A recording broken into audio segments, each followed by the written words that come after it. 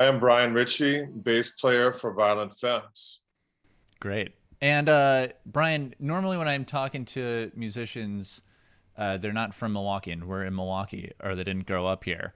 Where did you grow up? Where were you born? Like, what was the neighborhood? I was born at St. Michael's Hospital, so that's northwest side of Milwaukee. And I'm the only actual Milwaukeean in Violent Femmes, although the other guys have lived there at certain points in their lives, but I'm the one that's like born and bred. Yeah. What was that neighborhood? Where are you I from? grew up mainly on the northwest side, like let me think. First, I lived near Washington Park. Mm-hmm. Eventually, that house became a crack house. I remember reading an article in the Milwaukee Journal where uh, they did an expose and they showed all the crack houses, and that was one of them. But my parents weren't dealing crack. That was before crack, so I'm not going to take any blame for that Sure. bug scourge. And then moved to 45th and Villard. And that house is now a completely decimated vacant lot, um, where we had a whole bunch of trees on that property, and now they're all stumps. Okay, then I moved to, well, what was it? I think next stop was 39th and Capitol. Okay. Oh, And that's when I joined the workforce because I was doing the Milwaukee Journal newspaper delivery. So wow. that's when I got addicted to the idea of making money and spending it mainly on guitars and at that time vinyl. Yeah. We'll just say music. What was your record store over there? My favorite record store was 1812 Overture. Hmm. I don't know if you are aware of that, but it was a chain and they had fantastic selection and service there. What's the first record you remember buying there? There, the first one I can remember buying was the Soft Machines' first album. Wow, what a killer off the bat. Yep. And I also would have bought like Television, Marquee Moon, and once punk came in, I bought every punk album that was released in America there, and a lot of Lou Reed albums. And I had some interesting adventures there. Like, for example, once I was flipping through the racks and I hear this voice behind me. Excuse me, are you a bass player? I turn around and I look, it's Stanley Clark. I said, yes, and I believe you are as well. How did you spot me? Oh, the way your hands were flipping. So that was and that was only one of the weird things that happened to me there at that record store.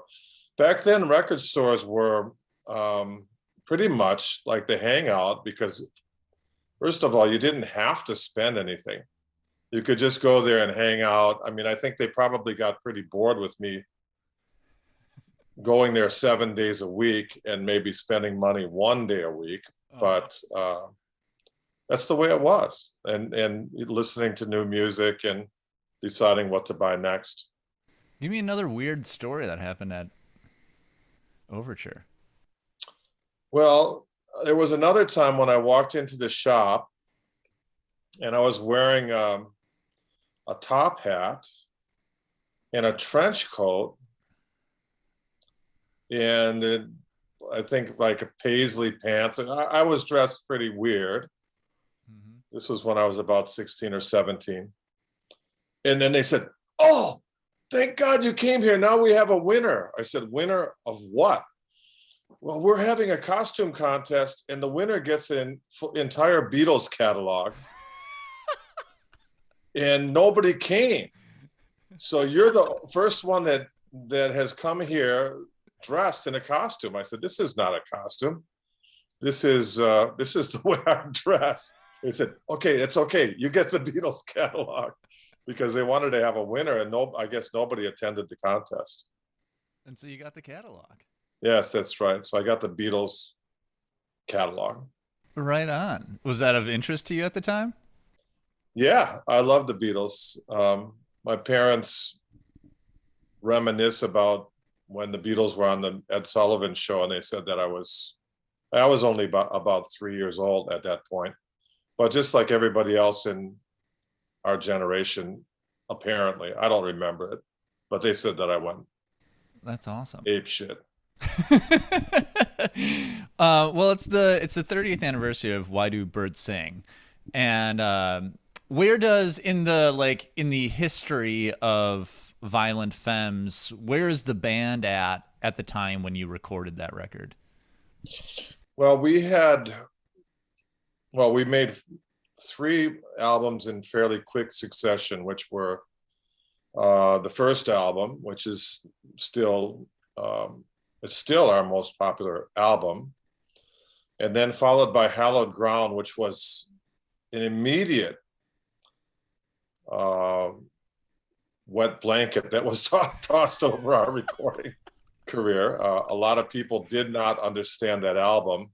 Of course, none of those people would admit it now, because it's considered to be a classic and one of the forerunners of the whole style of music, which is called now Americana, which they sell at Starbucks. Mm-hmm. And then The Blind Leading the Naked, which was produced by Jerry Harrison in Milwaukee native. And that album was also controversial. So yeah, we started off our career with getting a reputation of being unpredictable, and then maybe predictably we split up for a while. And when we came back, we made an album called 3, and then the next album after that was Why Do Birds Sing. So we were just kind of getting back into the swing of things, and we had demoed a lot of the songs from Why Do Birds Sing, experimenting with an extended lineup. For example, we did a whole bunch of rehearsals and recordings with Michael Blair, who was the drummer from Tom Waits and Lou Reed, and he was a friend of ours, and we were considering to expand to 2 drummers. Interesting. At that point, but we didn't end up releasing much of that, except Color Me Once, which was on the Crow soundtrack, is one of the songs from those sessions. So that was kind of a demo for Why Do Birds Sing. So we did that, and then we just decided we didn't want to do that. We wanted to go back to our original sparse trio approach. Mm-hmm. And that's basically where we were at with Why Do Birds Sing. And I mean, American Music ended up being, the big song from that album. How did that song come about? Gordon brought it to us, and initially when he was playing it, it was very similar in feel to like Kiss Off, for example, or Add It Up. So it was like, do you like that American music? American music, like straight ahead, like Ramones type. Yeah, totally. Because basically what we did was we try to sound like the Ramones, except acoustic. So that was the basic feel that he had going for it. And what we do is we listen to Gordon's songs, and then we add what we think is the right feel or what's necessary. And at that point, Victor, somehow he thought that was not the right groove for the song. And he said, why don't we do it as a shuffle? So then he started playing doon, doon, doon, doon, doon, doon. And of course, as soon as we did that, then you get the feel that you hear now. Yeah. I think the brilliance of that song is how it starts and then where it lands. It's got like such a great motion. Yeah, there's a lot of arranging on that song, but it's all very natural. It was, it's not contrived. It's not like overly produced, but we did put many pop music and rock references into the track. Like at the end, like you say, how it ends was important. It was important to us as well. It just keeps speeding up and speeding up and speeding up. And that obviously is a quote from the Velvet Underground's Heroin, where it just keeps speeding up and speeding up and speeding up like that. At the same time, there are specific Beach Boys references in there and some other Phil Spector kind of arrangements, like with the timpani, sleigh bells. So it's basically, straight ahead Gordon Gano kind of song, which we added all these little touches to. And it became more than just a song. It became not only a song, but a kind of an homage to an entire era or more of American pop music. I think that's so brilliant, because most of those references in other songs would be lyrically, but here, like, you did it within the music of the song itself. That's difficult. I don't really remember. I don't know if we talked about it a lot, but now in retrospect, when I listen to it, which I don't do, but in my mind, I can still remember what we did. And that is the impression I get. That's incredible. So on the 30th anniversary, it includes this live show from the Boathouse in Norfolk, Virginia. Why'd you include that? Well, we didn't want to include it, but that was the record company's idea. I guess because they owned it. I had other ideas, but we go with what it is. But there are a few other bonus tracks on there which have not been released. The Boathouse is a venue that we played a lot. Eventually, it got swept away in one of the hurricanes. Oh, wow. Or a tornado, something. It just completely fell into the ocean. And but we did play there a lot, like really a lot. It was one of our most common venues. And that night, we were filming for it was actually already has been released in the past as a DVD. And you can see it on YouTube still. And it's, but it was a very weird concert to record because it was about 130 degrees on stage. Oh my God. There was a thermometer on stage. So I remember making a mental note. Wow, it's 130 degrees up here.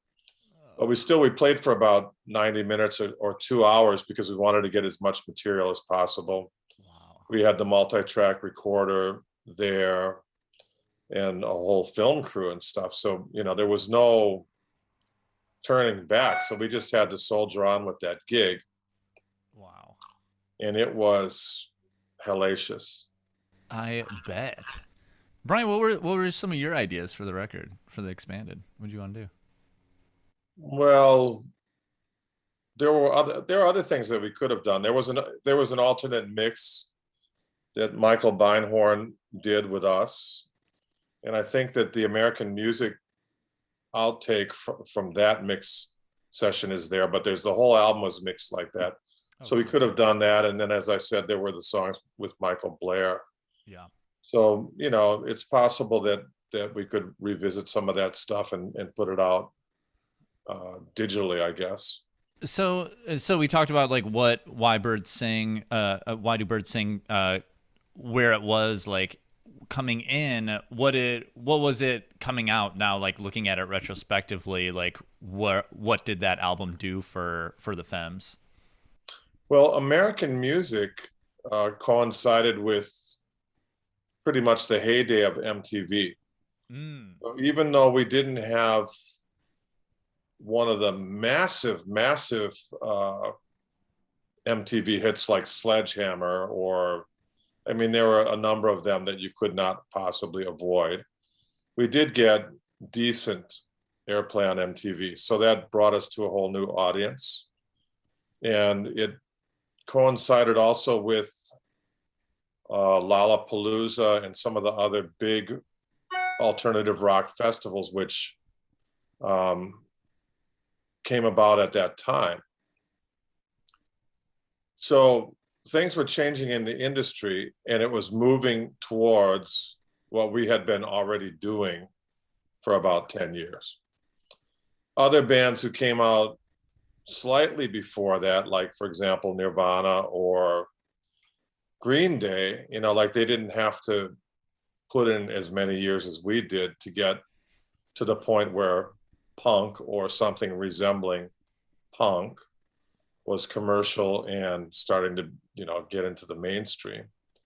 But we were still there, and we were still able to play. And even though we were a little bit older than a lot of the bands that were riding the crest of that wave, we did benefit from it. So I think that it was good timing. It was good timing to have such a song as American Music, and some of the other songs on that album, like, for example, Do You Really Want to Hurt Me? I think that got some reasonable airplay. And, you know, it was a pretty solid album. I think it's one of our stronger collections of songs. Right on. Well, that's it. That's what I got. So thank Really? you for yeah. Well, we're looking forward to playing in Milwaukee. We always look forward to that, of course. Oh yeah, Motor High Life Theater. That's And exciting. yeah, I don't think we've ever played there before, but I have seen. It's a big room. I saw Bowie there. I think that might have been the last time I was there. When did you see Bowie there? It was on his last tour, unfortunately, but we didn't know it was going to be his last tour. And he was still in very prime form. Wow. What were some of the best shows you saw in Milwaukee? Well, I did see one of the best shows in rock history, which was Bruce Springsteen at the Uptown Theater. You were there? Yeah, that was in 1975, I think, or 76. I was about 15 or 16 years old. That is a And truly legendary show. yeah, and I never met Springsteen, but I did talk about that show with Max Weinberg and also with Oh yeah. Steve Van Zandt, and they both remember it as being one of the best Springsteen shows, or maybe the best that they participated in. What made it so good? I've heard Well, there was a legends. bomb scare, Right. so audience had to evacuate, and they offered refunds, but we all came back much later. So I think the concert started around midnight. So there was a lot of anticipation, but also Springsteen must have felt like he really had to put on a show, because, you know, making the audience leave and come back. And like in my case, I had nowhere to go. So I didn't have a car, nothing. So I don't remember what I did. And I was too young to go to a bar. So I probably just sat around somewhere. And I think I was by myself. I can't remember clearly, but I do remember the concert burning. And, you know, that was a very special concert. But I also saw Elvis Costello's first tour. Wow. When he played at that time it was called the Electric Ballroom, I think, which eventually became Palms. Oh yeah. And that was 93 cents, because 93 QFM sponsored it. So for 93, and there were maybe 100 people there. 50 of them knew who Elvis Costello was, and 50 thought he was an Elvis Presley impersonator. And he told the club to take the gels out of the lights, so they just had white light pouring on them. Wow. On the stage. Yeah. And as a result, it was really hot on stage, and they were sweating like pigs. Yeah. Elvis was looking very, very much like a stockbroker or something with his suit on and his horn rimmed glasses and sweating profusely. And he was very antagonistic with the audience because the audience did not really understand what he was doing. So that was a memorable concert as well. It was very powerful. And similarly, I talked with him about that concert because I brought him to Tasmania for the festival that I curate, Awesome. and reminded him of that gig. Yeah, he remembered it similarly. Sweating profusely. Yeah, he remembered that it was very punk. Yeah, that's awesome. Yeah, so there were a lot of concerts, too many to mention, and of course, back then Milwaukee had a very powerful local music scene. So there were a lot of memorable concerts from bands like the Oil Tasters and Plastic Land and Haskell's, the local scene, and dozens more other bands, which at the time we took it for granted, but now looking back on it, it was kind of like a renaissance moment in Milwaukee. Yeah. Oil Tasters and Plastic Land. Those are two names that come up like again and again as people talking about that era and people just like loving those bands.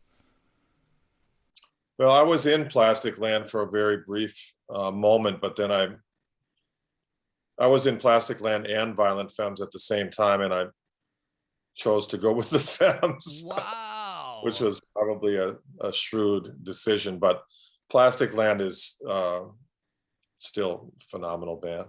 Wow, that's incredible. Just when you were talking about where you grew up, I was trying to think of like places around that area, and I know like I grew up here in Bayview, and we had like Scotty's Pizzas where we always went to eat. What was the restaurant that you went to like the most growing up?